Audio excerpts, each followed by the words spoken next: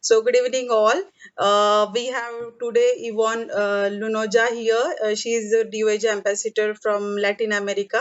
She is also working she is also doing her PhD from University of Arizona, and she is also editor for the journals from this university.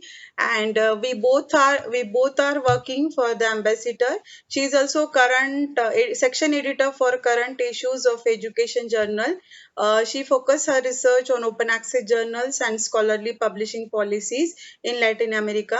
She also serves as a mentor of ICAPLAC, non-profit professional development empowerment for Latin American students and young professionals.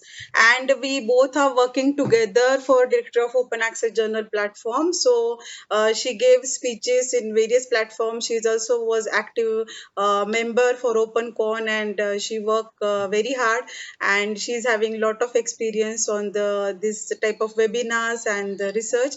So we are very lucky, and thank you, because it's evening at our side but morning. So she wake up early, and like it's now 7 a.m. there, so early in the morning she is giving speech for all of us. So be patient, please mute your microphones, and if you have any queries, put in a chat box. We'll take question answer later on. Now Yvonne, to you, you can start. Thank you. Thank you very much, Vrushali. Good evening, everyone. Thank you for having me here, Vrushali, and I'm very happy to share with you some of my thoughts about the directory of open access journals and also about open access in general. So I will start by sharing my screen, and I will share these slides with you. Also, I will send the file to Vrushali in case you want to have access to this file. So first, before beginning, I would like to tell you that I am very happy to answer your questions or your comments. And I know that perhaps my accent is different, and if you don't understand anything, or if you want me to clarify something or to clear out something that you don't understand, or repeat something, please tell me, and I will be doing so happily. So, okay, so the title of this talk is Open Access and the Directory of Open Access Journals, like two different topics that are very connected, actually. So, this is the agenda for today. We are going to talk about these three topics. First, what is and what is not open access. And I'm pretty sure most of you know what is open access about, but sometimes this concept could be confusing. So I will try to clear out this definition.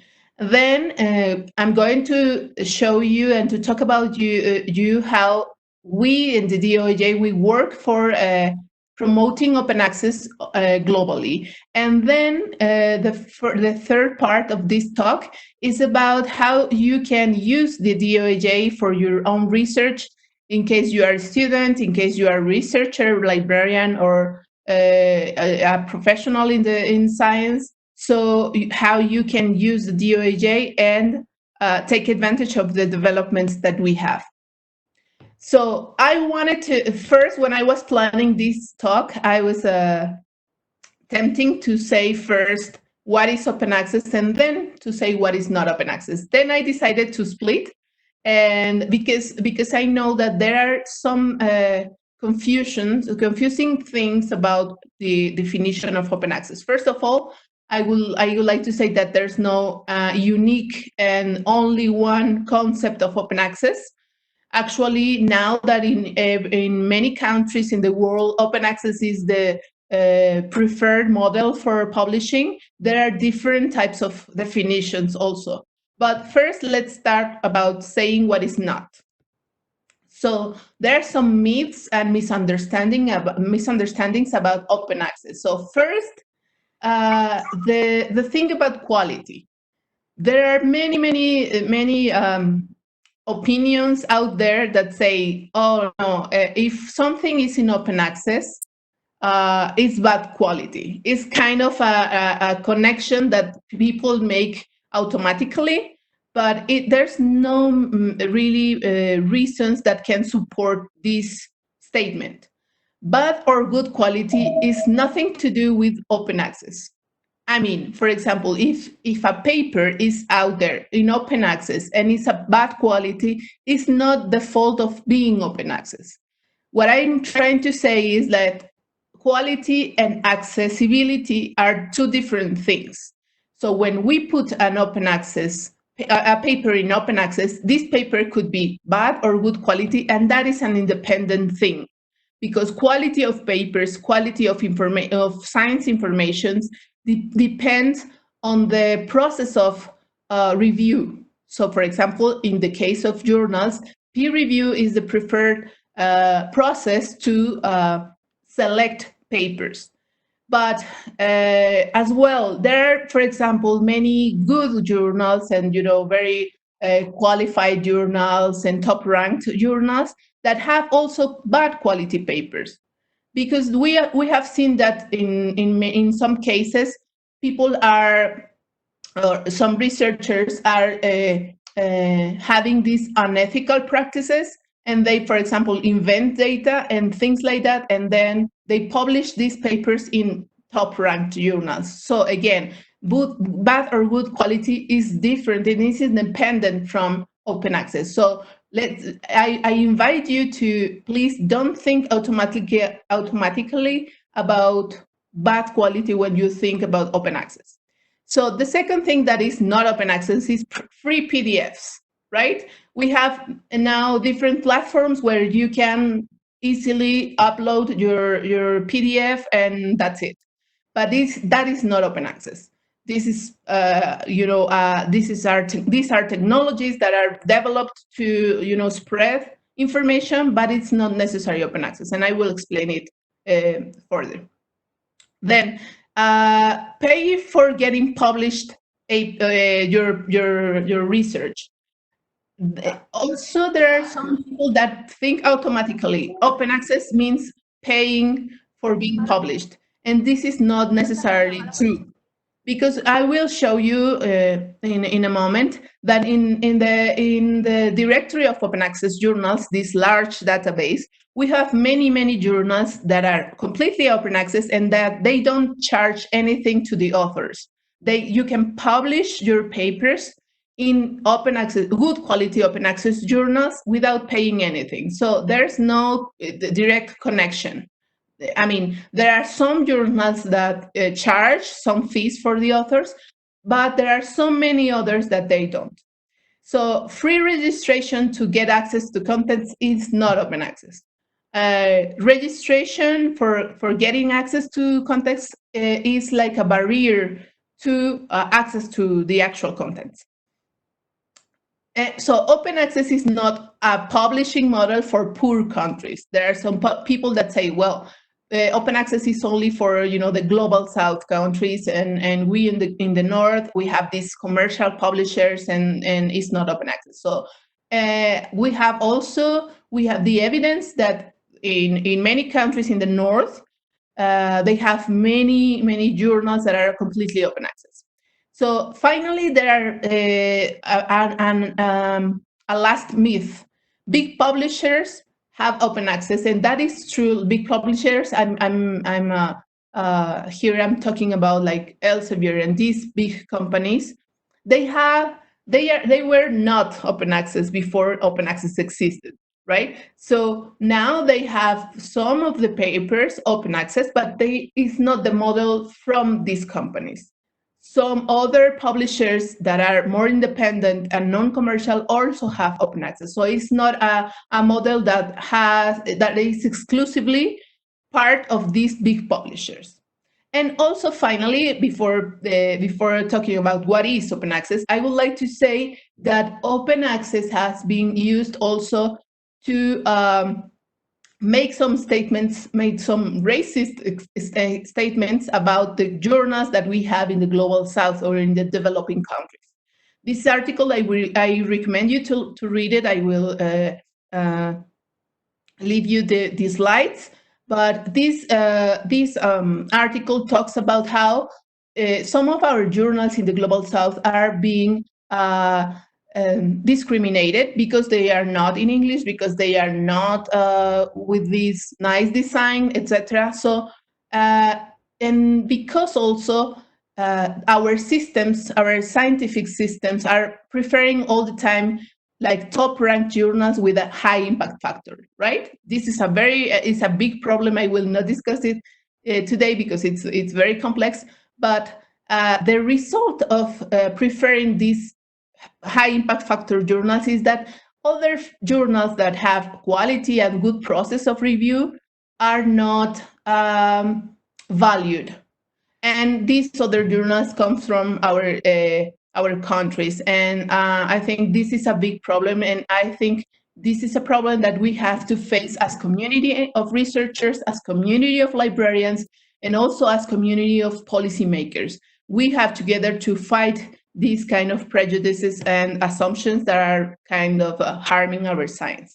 So next part is what is open access, what is really open access, and what we in different parts of the world are pushing for the benefit of all. So this is the definition of open access that has been published in the Budapest Open Access Initiative. I think most of you know this initiative, this declaration. I think there are some people that haven't mute. No, already everyone is muted. I don't know from where this sound is coming. Um, Everyone is on mute. I muted all. Okay, just a minute. Once again, I'll do it. Okay. Okay, you can start. Okay, so as you read, so the definition of open access is more complex than free PDFs out there, right? It's not like free information. There are three things that characterize this definition. As you can read there, by open access to research literature, first of all, is for literature in the scientific field. It is available there, so anyone can use it, read it, download, copy, etc. And this, I underline this phrase. Oh, I'm sorry. That is without financial, legal, and technical barriers. That is very important to remember. Open access is about, you know, having this information without financial barriers. That is free there. You can download a PDF or see a full text paper without legal barriers. That is, the copyrights are not exclusive for the publishers, and technical barriers. That is, it's not just a format that is closed, but also a format. Papers are in formats like XML or HTML that can be interoperable and that can be, that can travel to other systems. So this declaration, the Budapest Open Access Initiative, was launched in 2002, but now, after 15 years, there are some reflections on what is happening and what we are achieving on open access. And the idea is also that originally open access was born as an initiative to remove barriers to make a conversation internationally and globally. So we can, the rich countries, we can dialogue or have a conversation with the North countries and vice versa. This is the idea of opening all the files. So we, for example, in this COVID crisis, we can see how important it is to have these global conversations in science, how important it is for scientists to have, for example, data sets that can be useful for them to maybe discover a vaccine. So it is very important to have this,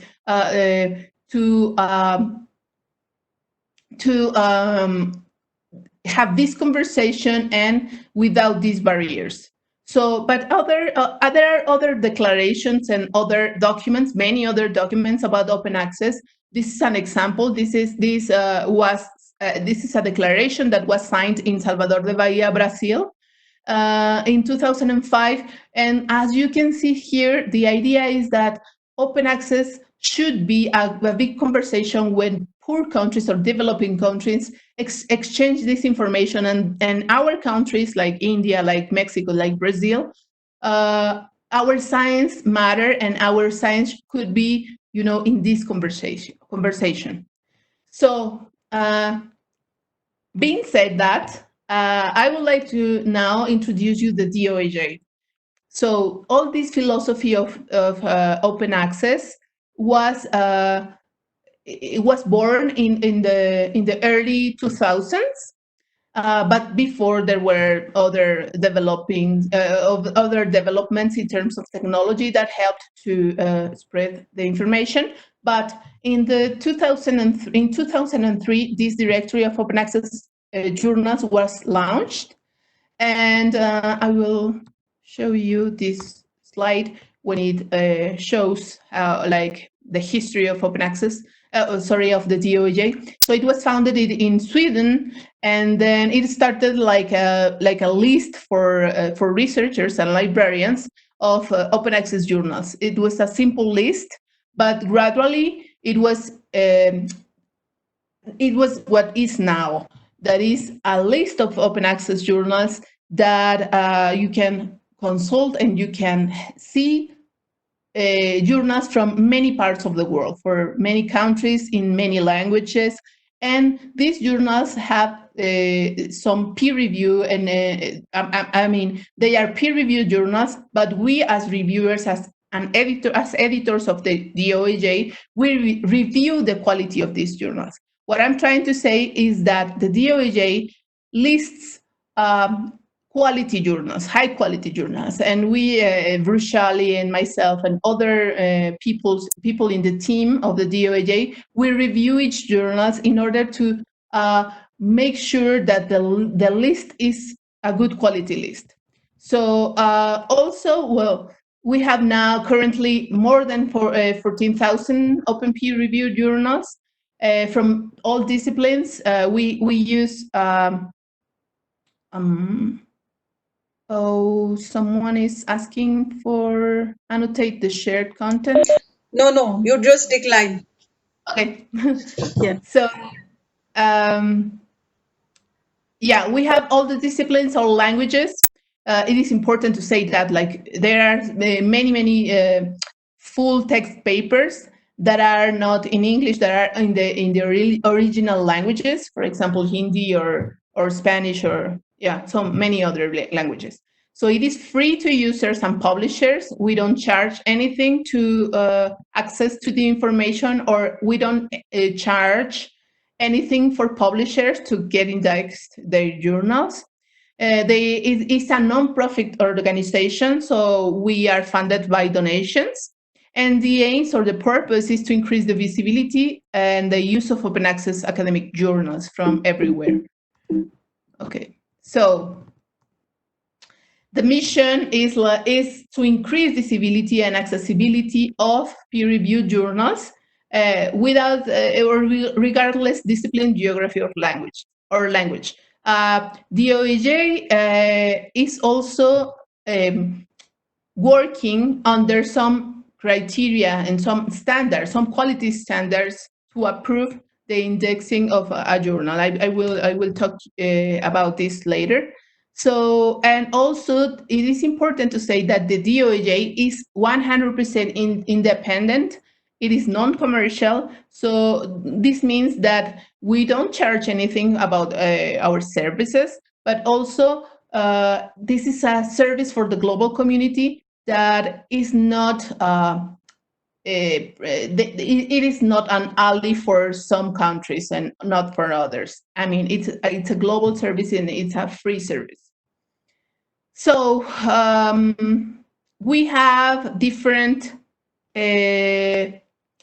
problems in the publishing systems. One of them is the questionable journals. There are out there many journals that we see the website or the web page of these journals, and you can think that they are trusting journals, but they are not. So we have some processes to detect these journals. And again, this is for you to have, for you as users to have a database, a list of journals that are high quality. So we have this, for example, malpractice like hiding cost or spamming authors or wrong information, fake impact factor. This is very important, fake impact factor. We have different like indexes that are not very, they are, they have these unethical practices on saying or on telling you, oh, we can calculate the impact factor of your journal. But actually, as you know, impact factor is an indicator that is generated but by one company, which is Clarivate. And just that company can calculate the impact factor. So be aware of these fake impact factor directories and journals. So the DOAJ is also an ally, and it has different coalitions. And this is a very useful resource that I recommend you to use. And it's kind of a checklist to identify trustable journals, like quality journals. So these are 3 steps that is very simple to use. And it is recommended to use in case you are looking for a journal to publish your work. So this is the website, you can consult it.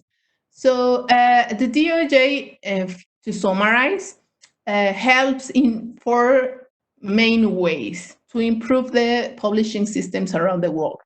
First, it helps publishers to serve authors better because we work together with publishers to increase the quality of the journals, so authors can be attracted to publish in your journal.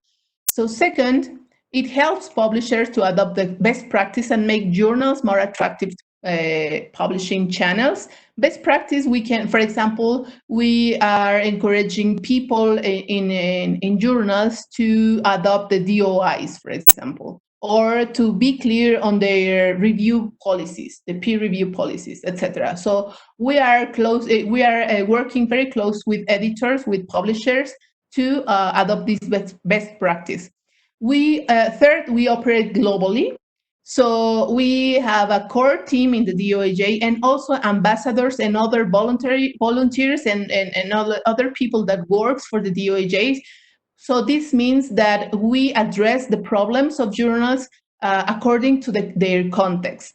So for instance, Vrushali, she works in India, and she reviewed the applications of journals from India, and she knows the context of publishing systems in India. So if there's a problem, there's an issue, there's a question about this journal, she can consult the publishers and she can understand how the policies are, framing these problems. And with that in mind, she can propose a solution and try to solve these problems that journals have.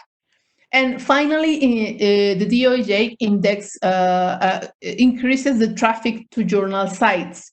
This is very important. I will show you that in the DOAJ we have this list of journals, but we have also the homepage of the journal, and you can consult directly the journal via the DOAJ. So the DOAJ is based on this document, the Principles of Transparency and Best Practice in Scholarly Publishing. These are the criteria or the main document that we are using to check the quality of journals. This is a document that was written by the DOAJ and other organizations, and it is translated in different languages. So you can read it in Hindi or in English or in Chinese, Dutch, and many others. So these are the 16 principles.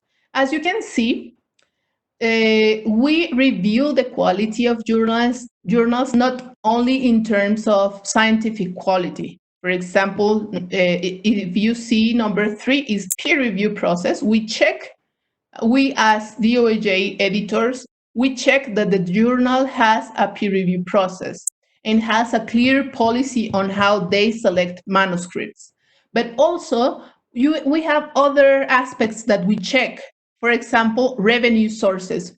What are the methods of funding for this journal? Is it charging fees for the authors? Is it being funded by government, etc.? We check all these aspects. We check, of course, also copyright and licensing policies. We check publishing or publication ethics, etc. So this is the framework that we use to select journals and to assure you as users that we are selecting quality journals. So we do it via this application form, and then we work in this 3-tier evaluation process. So as you can see, one journal is being reviewed by three or four people, or at least, right? The managing editor, and 2 associate editors. So this is a workflow that assures you, that makes you sure that our list is a white list, let's say, like it's a trusted list of journals from, as I said before, from many disciplines, geographies, languages. So please make sure that the list that you have in the DOAJ is being curated and it's being selected by professionals that we worked around the world to select these journals. So then once the journal is accepted in the DOAJ, the publisher uploads the article metadata that can travel, let's say, that can be exportable to other systems and databases. For example, library systems, and your university library can add our metadata to share with the users, etc. So it is a very the technology that we use in the DOAJ is interoperable. So what about global South countries? Well, Indian journals, for example, as you can see, have submitted more than 2,500 requests since 2014.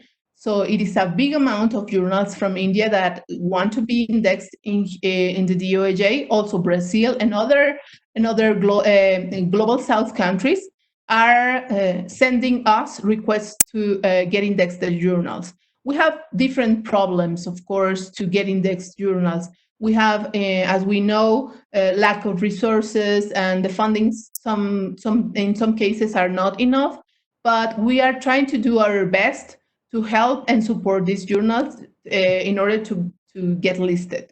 So now I will show you how this DOAJ works and how you can take advantage of. So this is the website, the homepage. You can see the doaj.org is the address. So, and in this homepage, you have different labels here, and you have different panels. Here in the top right side of the website, you can see the numbers. As you see, we have more than 14,000 journals and 700. And as you can see, we have also article level information. So we don't only have the number of journal and the country of journal and the publisher, but also we have full text papers that are here in the database, and that you can find also in the journal's website. I will show you in a moment. So we also have this very important language. You can use this tool from Google to change the language. You can use our metadata. You can download the metadata from the DOAJ, and we have other resources. We have also a blog. So if in case you are interested in the news, you can also click on this news.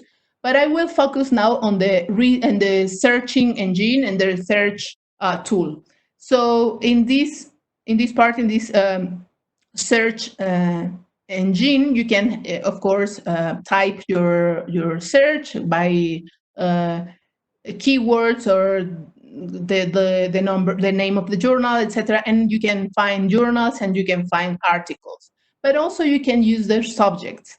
For example, if you are interested in agriculture journals or in agriculture records, we have this list of subjects that is based on the Library of Congress classification. And when you click on one subject, like let's say agriculture here, it will show you how many records we have. So, and then you can start, searching, and you can start selecting, classifying, etc. This is how it looks when you select to look for journals, to search journals. As you can see, we have many journals from medicine, social science, education. These are the three main subjects, because we have many journals on these subjects. And then you have the list of journals here. For example, this journal, its name is Global Justice Theory, Practice, Rhetoric. And then you can see that we have like the basic information of the journal, the ISSN, the website, it is peer reviewed, the subject, etc. And then in the right side, you can see the license of this journal, which means what you can do with information. Are you allowed to make commercial use of this? Are you allowed to make a new work based on this paper, etc.? So this is the information that we display in the basic search. So what about India? As you can see here, I extracted this information from this website, from a basic search. So we have many journals from India that are from the medical science, mainly, actually. And I want you to see this information: article processing charges, which means the fees or the money that the authors should pay to the publisher or should pay to the journal to get published. So as you can see, many journals from India don't charge anything. So don't be afraid of saying, okay, if it's free, it's bad quality. No, it's not that. Or if they charge some money to author, it's good quality. It's not that that direct relationship, actually. So full text language, as you see, many of them are, well, in English, but also other languages. And the publisher, well, here you have these names of, maybe you know more about these institutions or publishers. And also we have different types of publishers. We have government as publishers, we have universities as publishers, or companies, right? So this is an example of another list of Indian journals in the DOAJ.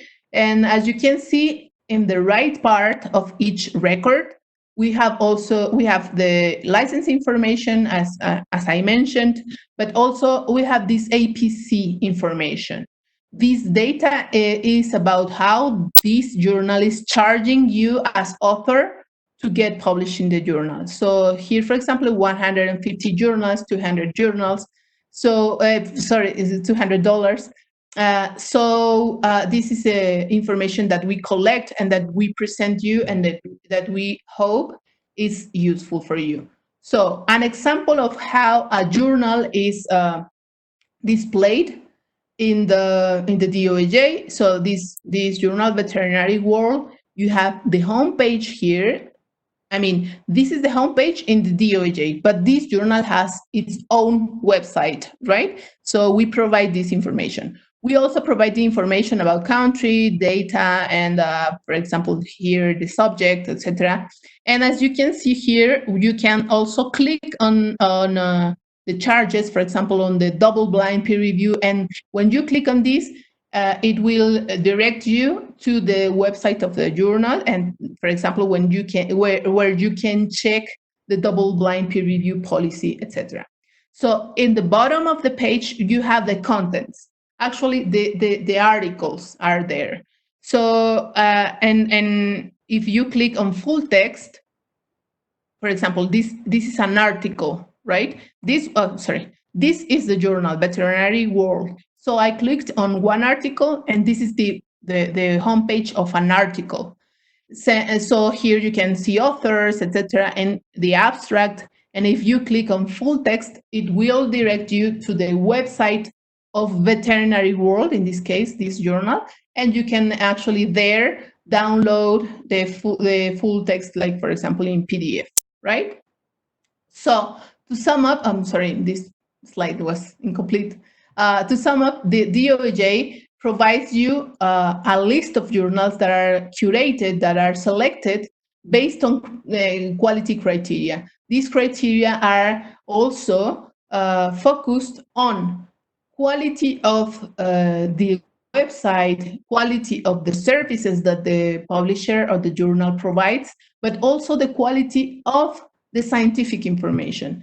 How we can assure you this? Because we, as DOAJ editors, again, we review all the journals, we review all the website of the journals, and we make sure that they comply all the criteria. And so I'm going to finish now to let you ask me questions or comments by inviting you to this event that will take place online. It is the FISCI, or the summer school of the Scholarly Communication Institute, that is in California. It will take place from August 3 to 13, and the DOAJ team are leading this course that is called Global Overview of the Scholarly Publishing Market, Differences Between the North and the South, and Possible Consequences of Plan S. So I will let you hear the website, and then you can see all the registration information, etc. So it's going to be online. I think you can take advantage of this course and other courses that we have in this summer school. So I would like to thank all the publishers and the library consortia that are funding the DOAJ. If you in India, in the country that you live in, are interested in funding, in donating some money to the DOAJ, you are more than welcome to do so, and we can provide you the information to do that. So we have social media, we have our site. This is my email. You can contact me in case you have any questions.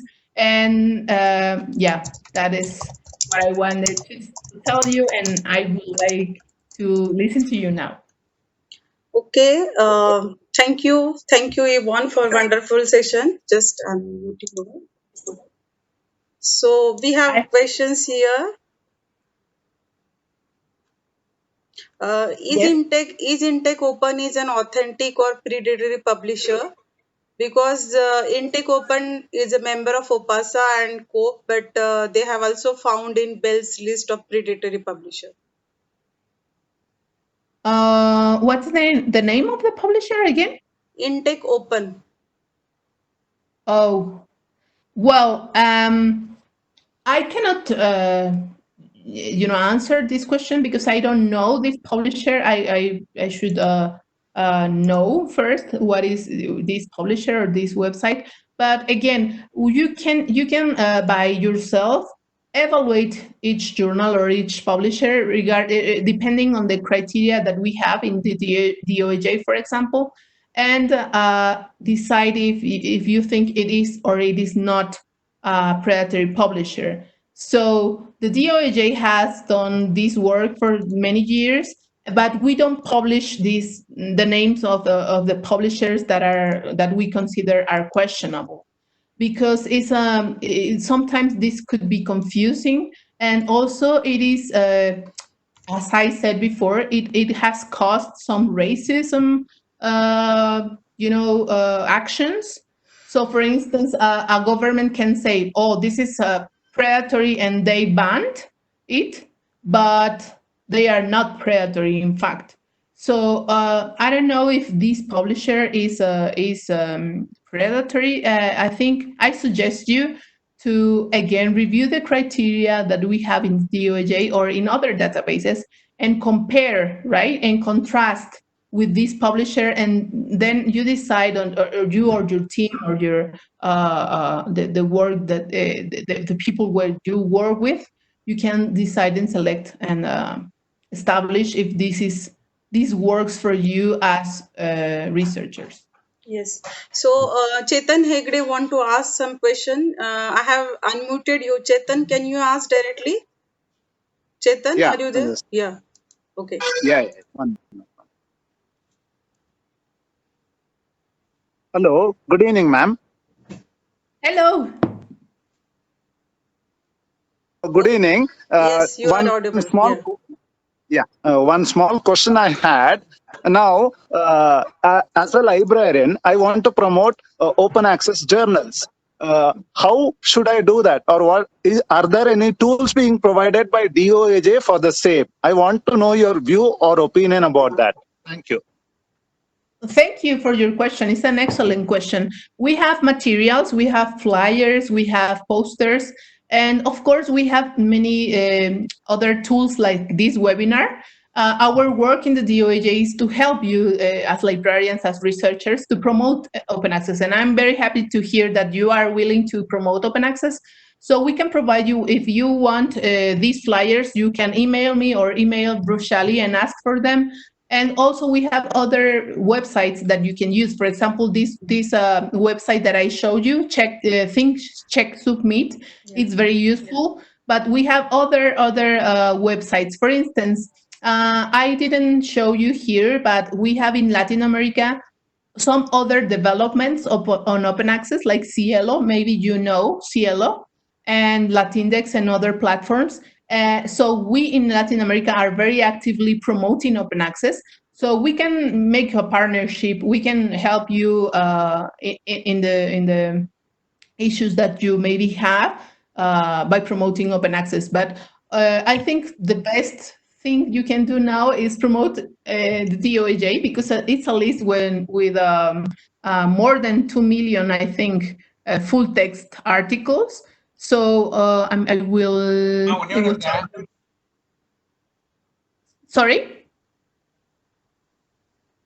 Oh, I'm sorry, I didn't. Yeah, some problem in there. Yeah, well, more than 4 million full text articles we have in the DOJ. So you can promote this database and maybe make people understand what is open access and how we work, so they can trust in our journals, in our database, because again, there are these confusing, aspects of open access when people say open access is bad quality, which is not. Okay, now Thank next you. Thank you so question. much. Okay, thank you, Chetan. Now next question from Sanmati Jain. Ma'am, are you there? She's asking why all open access resources don't contain open license. Again, Why all open access resources don't contain open license? I think they are yeah, content. yeah. That is also a very, very good question.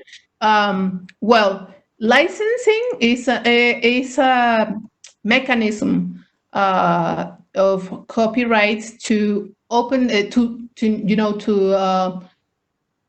this barrier of copyrights is again one issue that open access movements is facing, right? So this licensing, like for example, Creative Commons licenses are being used by many websites and projects and initiatives, but not all of them, right?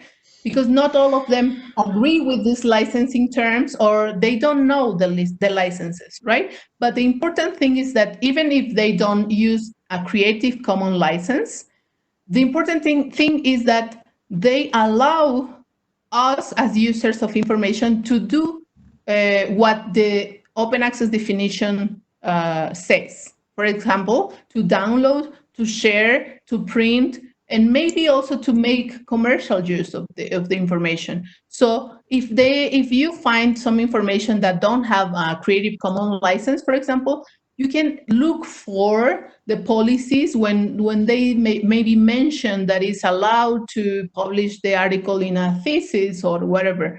So I think the Creative Commons licensing as a standard is very clear and it's very useful, but it's not being used by everyone now.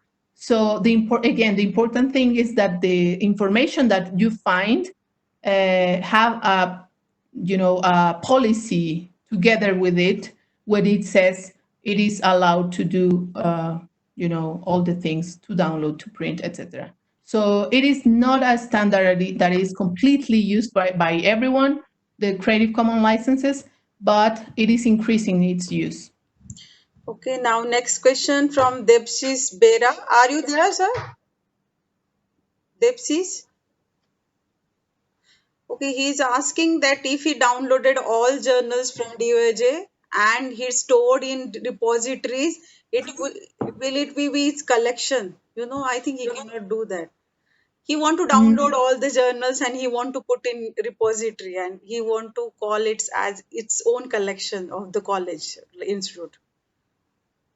Well, that technically could be very difficult to do, actually. Yeah. But the DOAJ has a license. Actually, it uses a license, a Creative Commons CC by SA, Creative Commons Attribution Share Alike license, which means that you can use our metadata, which means that you can take the metadata, take all the data from the DOJ and put it in another system. That is possible, but it is very difficult. Why should you do this? I mean, it is easier for users actually to use directly the DOAJ, right? Yeah. Because it is a very easy to use website. So you can invite people to consult the DOAJ, and you can also use the API, this interoperable system, to maybe connect this DOAJ with your library systems. But collecting all the data could be very hard. I don't know, Vrushali, if you can. Yes, actually, the metadata is available on our site, but people cannot take the metadata. But because we have our own searchable platform and it's already open, so you can do whatever you can do. You can just put your own website. You just give the link of open access resources, and then people directly go in our platform. So you just put it there. Then there is a question from Shelk Maideen. I don't know she's from India or from here, because they want to index their journal in Director of Open Access Journal, but I'm not able. Are you there, Shelk? I think this name is Yeah, not Indian. yeah, I'm here. Yeah. Yeah, my name is Sheikh Maidin. Okay. Because so I'm many working. Mexican people also here in this webinar, so I'm confused. Okay. I'm working as a head librarian in Skyline University College, United Arab Emirates, Okay, you are Dubai. from UAE. Okay, sir. Actually, we have our own journal called Skyline Business Journal. Mm. We want to list, I mean, index in DOAJ. Okay. So, what are the procedure to be followed for this? I can share again my screen. Okay. So, and actually, I will share this. Application. Yeah. Sorry. And who is also tell who is looking for UAE ambassador? Yeah, please. Yeah, if you share the details with me, Yeah. it would be grateful to me. You can do, sir, one thing. You can also show the application form and go on the website, and you will see the details who is uh, right now who is handling UAE. Yeah. Are you seeing my screen? No, I'm not able to. Yeah. Started. Okay. So, but in the website, in doaj.org, you can find a section that it says apply, and Okay. there's a form, the application form, and in the application form you have all the criteria. Also, we have a special section that it's called for publishers. So, in case you have questions on a specific criteria or whatever, you can consult these frequently asked questions and other information that we have available for you. And also, of course, contact your ambassador, and they can help you to fill out the application form. Okay, 3 years back, we have donated some fund to DOAJ, and our Skyline University College name was listed those time. I mean, 3 years back. So are you willing to make a donation? Is that what We have you're done saying? 3 years back. 3 years back they have donated, but sir, now if you want to index your journal, you have to go on the application and you have to fill up the application form. Sure, sure, sure. Okay, I'll do so it. and you can drop mail to me or Yvonne. We will help you further, because I'm looking for India application. She is looking for Latin America, but we also have the database, so we'll help you. No problem. Thank you so much for sharing the information. Yeah, and I would like to say that by filling out the application form and sending the application form is completely free. We don't charge anything to get your journals indexed. I mean, it is very, very important to remember this. We all of our services are free. Thank you. Thanks so much. Okay, thank you, sir. Now, Depshis Bera, you are here because he is also having a question about the quality of good open access journal. You got my point. Quality of open access journal, a good open access journal. What are the qualities? Okay, yeah, well, there are different qualities of over different criteria that we use, but basically, I would mention first of all the the peer review process. So it is very important for journalists to have this process, because it is actually the main process to assure quality. So we ask publishers to put their policies on peer review very clear on the website. So that is one point. Another point is to have to publish continuously, because journals are different from books, right? Books are published once and that's it, but journals have to publish constantly. And so a good quality practice is to publish constantly and not living, for example, 1 year without publishing anything, right? So that is very important for us. And also the quality of the website is important for us too. If the website is confusing, or it's full of marketing and all this advertisement, that is also an aspect that we review. So these are in general, and also, of course, another aspect that I don't want to forget to mention again is the importance of copyright policy. This is very, very relevant for science nowadays, because we want and we encourage publishers to have maybe a code of conduct of these kind of things, because in order to avoid plagiarism and other problems that we have in the systems. Okay, now Sandeep Pradhan, are you there? Sandeep Pradhan? Okay, he's having a question. Sandeep? Hello? He's already unmuted. Okay. I want to ask one question, ma'am. Mm-hmm. Hello. Yes. Yes, Hello. we can hear you. We can hear you. How to use other language journal? How to use other language journal other than English for research from DOAJ? Yeah. Okay. So we in the DOAJ index or include journals from all the languages that we have in the world, actually. So if a journal is published full text in Hindi, for example, it is included in the DOAJ. So there are some disciplines where it is important to use certain languages. For instance, in chemistry, it is very important to use English, right?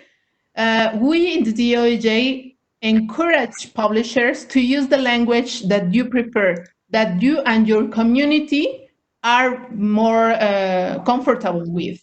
I mean, there are some disciplines, again, like medicine, that is important to use English, but also it is important to use local languages. So there's no rule. There's for the DOJ, there is not this requirement on publishing in English. If you publish in Hindi, it is important to disseminate this knowledge in Hindi. So DOJ accepts all the languages, and it is Thank you. of course, yeah. I would like to say also that it is useful to use English for titles or for abstracts and keywords, but it's not mandatory. Yeah. Okay. So. Thank you. Okay, I think there is no more questions left now. And now for the participants, I already submitted the link of feedback form in the chat box. Once you will give the feedback, automatically you will get the certificate in your email. And I have the list of all people who joined the session, and you already have my email IDs, so you can contact me later on. So I cannot see any more questions here. And now, thank you, Yvonne, and thank you for giving your time. And I know it's hard for you. Wake up early in the morning and immediately start the session. And I trouble you a lot, but thank you. Thank you once again. And we'll be in touch with our platform. And thank you all for joining sessions. And have a nice day. Okay, bye. Thank Take care. you. Yeah, bye. Bye.